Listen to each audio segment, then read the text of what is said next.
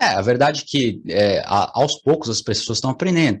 Não era muito tempo atrás que as pessoas achavam que colesterol total era a coisa mais importante. Felizmente, muitos profissionais já sabem que o HDL, que é o colesterol bom, é muito importante. Então, o que acontece? Quando você vê lá nos exames, se o colesterol estiver um pouco alto, antigamente, os médicos olhavam e falavam, por causa do mito desse cara aí, olhavam o exame e falavam, o colesterol tá alto, tá vendo? Você precisa melhorar a sua saúde. Só que o colesterol tá alto porque o colesterol bom tá alto, né? Então, o colesterol bom alto eleva o colesterol total.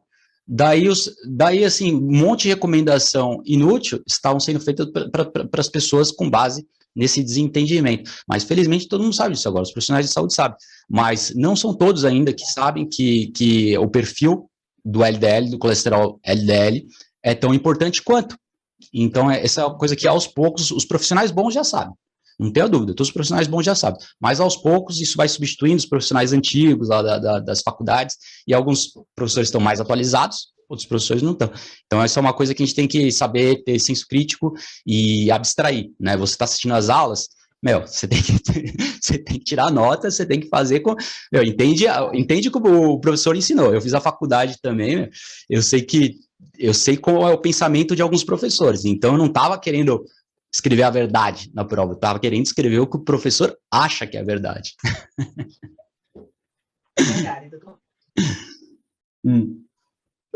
É engraçado, mas na verdade é triste. Mas felizmente, a moral da história é comer comida de verdade. Se você comer comida de verdade, tudo melhora, e você tem que olhar o padrão dos nossos ancestrais para te guiar. Então, como você fez com seu pai, você pode contar um pouco mais da história do seu pai. Eu vou passar para o próximo mito aqui, daí você pode continuar a história do seu pai, que eu quero saber como ele se recuperou, e se ele já se curou totalmente, se livrou do...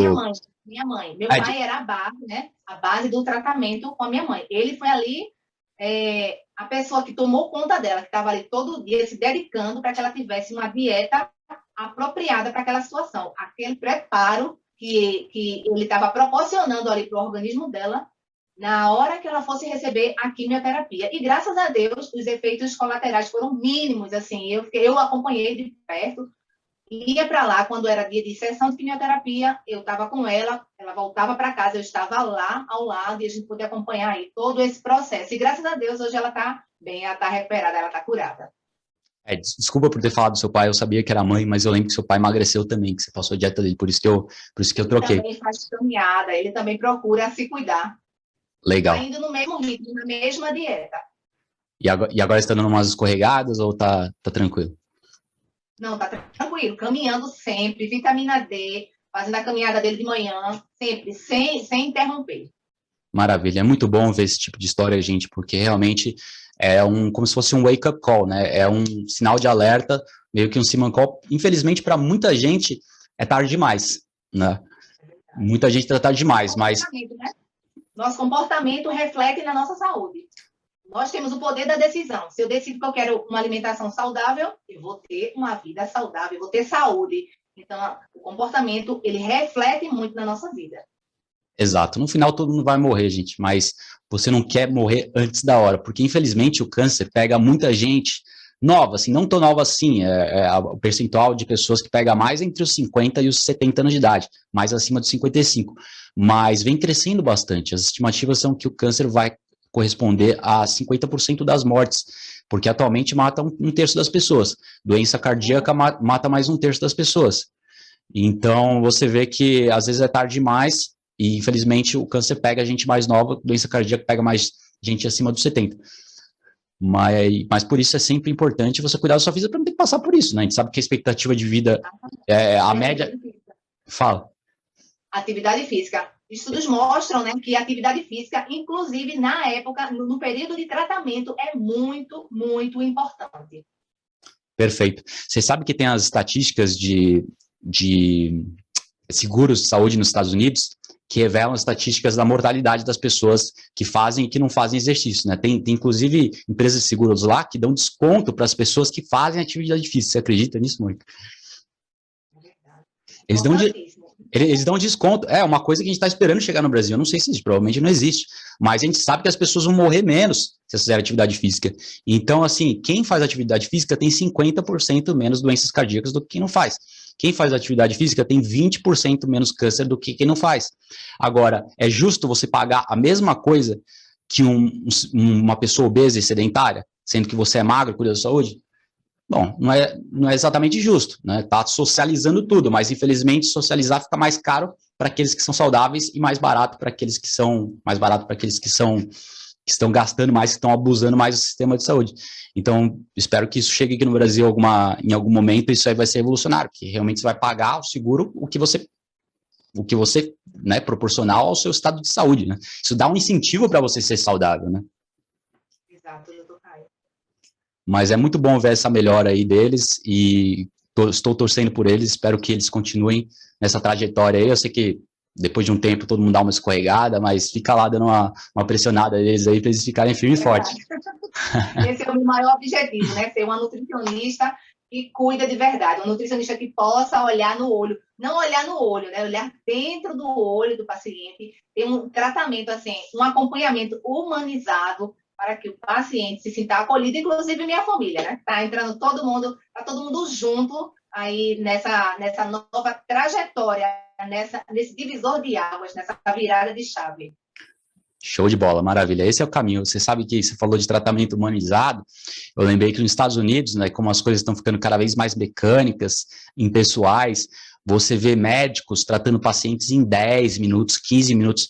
Virou uma máquina de fazer dinheiro, né? O médico chega lá, olha o exame da pessoa, às vezes nem olha, nem conversa direito, nem quer saber quem a pessoa é, seu histórico, fica algo assim totalmente artificial, desumanizado. Toma aqui o remedinho, vai embora, e se não der remedinho não vai voltar, então tem que dar remedinho. Daí é o sick care, né? É a indústria da doença que a gente chama.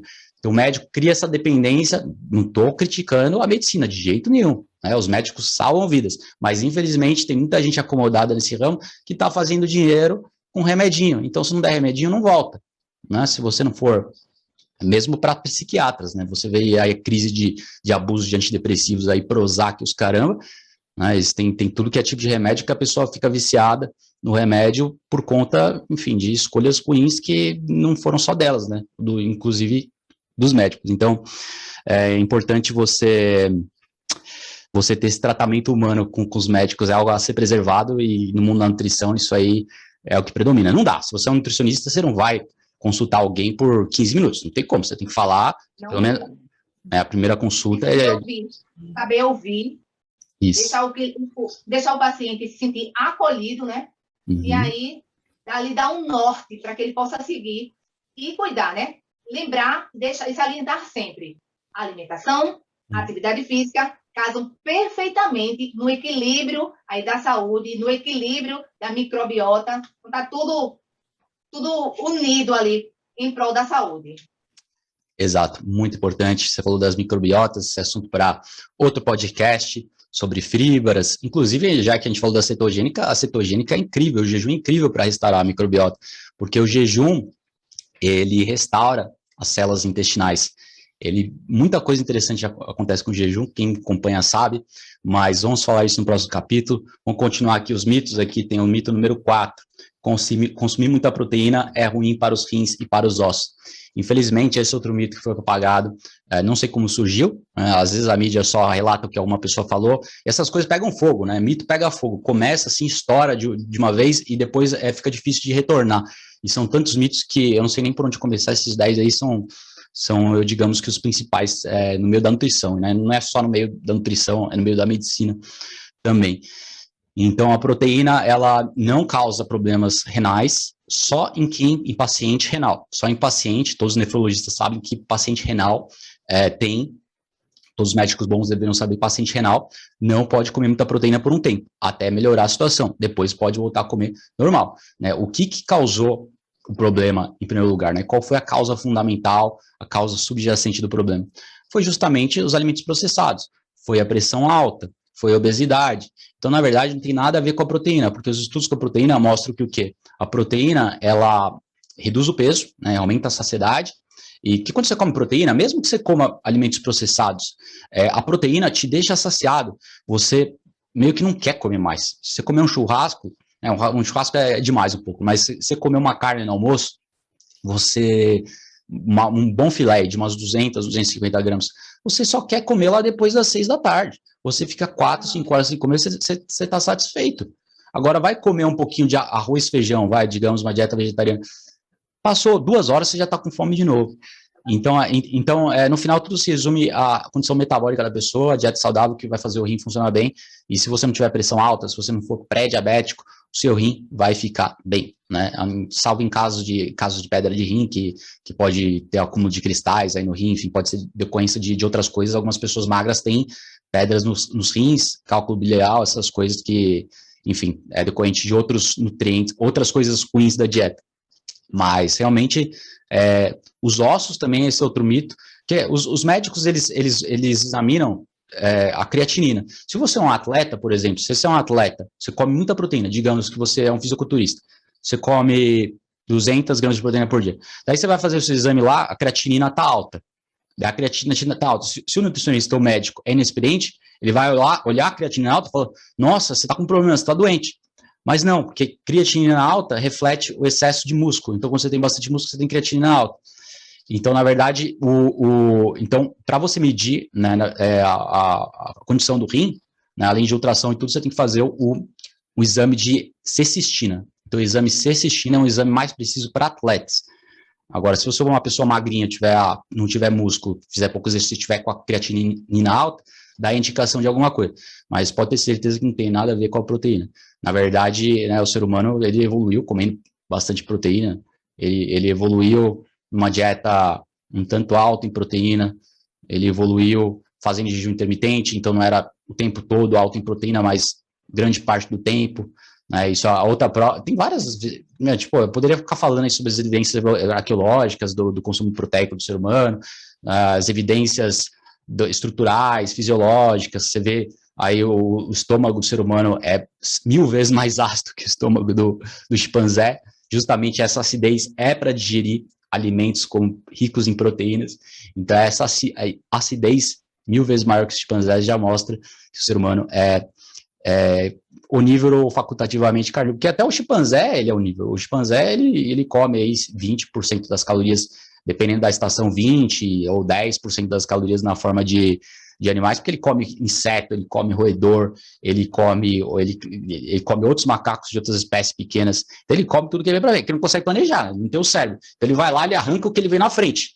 ele arranca o que ele vê na frente, se aparecer um bicho ele pega, por isso que ele não consome. A partir do momento que o ser humano ficou bipídio, que o ser humano criou inteligência, ele começou a andar, saiu deixou de ser um pré-histórico hominídeo, saiu das árvores, passou a ser bipídio, caminhar e desenvolveu a caça. Mas antes de desenvolver a caça, ele virou carniceiro, que significa que ele pegava as carnes de sobra dos outros animais, que envolvia cérebro, tecido do cérebro, tecido, o que o leão deixava para trás, basicamente. O que as hienas, os leões e os carnívoros deixavam para trás, você não pegava. Então era bone marrow, que era a parte do colágeno do osso, né? Ossobuco não, o caldo de mocotó, enfim, essas coisas, e a parte do cérebro. Daí, com o tempo, ele foi desenvolvendo a caça, né, mas mesmo quando eles eram carniceiros, quando pegavam os restos, já tinham desenvolvido algumas tecnologias, algumas ferramentas, enfim. Então, basicamente, assim, a evidência é arrebatadora. Se você tem problema no rim, você para de comer proteína por um tempo. Se você não tem problema no rim, pode meter bala. É claro, você precisa comer a quantidade certa de proteína, porque se você comer mais proteína do que você precisa também não faz sentido. Então, a quantidade é bem personalizada. Sabe que atletas precisam comer mais, esportistas precisam comer mais. Então, até tem uma fórmula para isso, como você vai ver, já deve ter visto na faculdade, muito. Então, a fórmula de proteína que você calcula com base no seu nível de atividade física. Mas, em geral, o ser humano tolera muito bem quantidades altas de proteína, então isso aí não é um problema. Agora, próximo mito é carboidrato. Você sabe quantas proteínas você come, por acaso? Não. Mas quanto que você come assim no almoço, no jantar? Você tem alguma regra assim? Você come um filé de frango, um filé de carne no almoço, um filé no jantar?